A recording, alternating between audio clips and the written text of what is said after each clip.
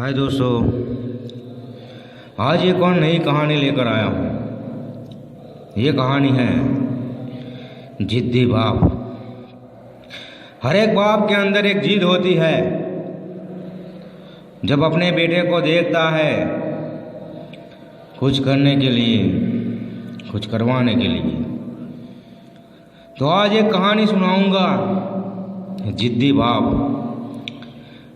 मेरे सामने एक परिवार रहता है। उस अंकल का बेटा अपंग है।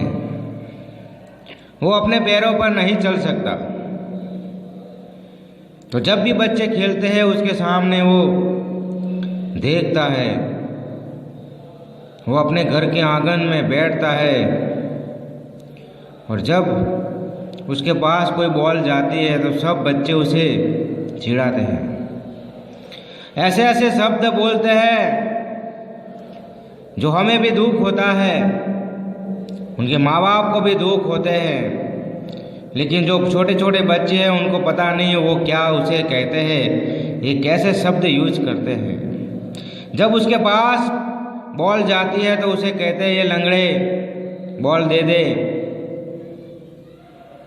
ये बॉल पास कर हमारे सामने। ऐसे ऐसे शब्द यूज करते हैं। तब ये लॉकडाउन चल रहा था। उसके पापा घर पे ही थे और सब बच्चे खेल रहे थे और उस बच्चे के पास बॉल गई। तभी एक लड़के ने कहा, ये लंगड़े बॉल पास कर। तभी उसके पापा को बहुत गुस्सा आया, बहुत गुस्सा आया। लेकिन वो बच्चे को कुछ नहीं कह सकते थे। वो उस बच्चे को कुछ नहीं कह सकते थे क्योंकि उसका बाप लाचार था, क्योंकि उसका बेटा अपंग था पग से, इसलिए कुछ नहीं कर सकता था। लेकिन उन्होंने एक बात ठान ली मन में कि मेरे बेटे को मैं चलना नहीं दौड़ना सिखाऊंगा, चलना नहीं दौड़ना सिखाऊंगा। तभी से उन्होंने प्रैक्टिस स्टार्ट कर दी और बेटे को कहा, बेटा मैं तुझे दौड़ कर दिखाऊंगा, तुझे चल कर दिखाऊंगा, दौड़ कर दिखाऊंगा, लेकिन तुझे मुझे साथ देना पड़ेगा।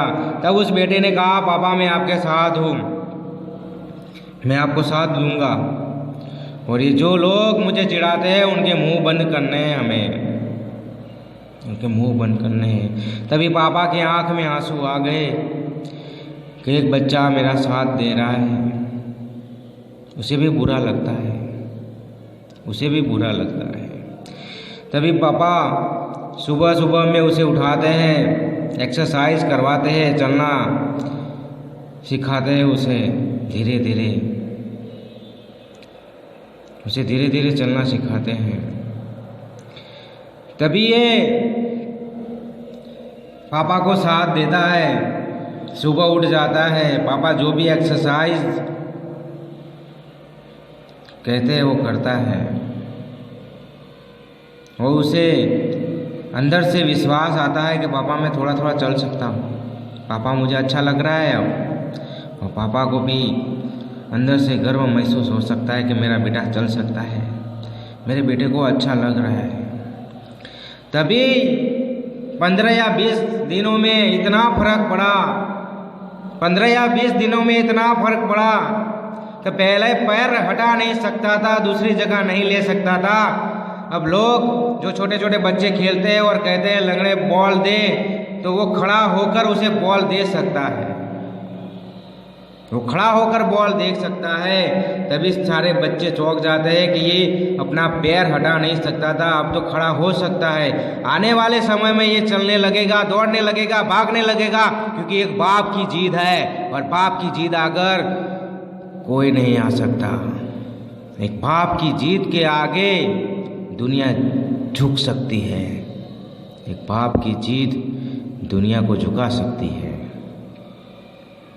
तो दोस्तों, जब आपके अंदर एक जोश जुनून और एक आग आ जाती है तो आप दुनिया झुका सकते हो। दुनिया झुकती है लेकिन उसे झुकाने वाला चाहिए। आपके अंदर जिद है, आपके अंदर जिद है तो आप कुछ भी कर सकते हो।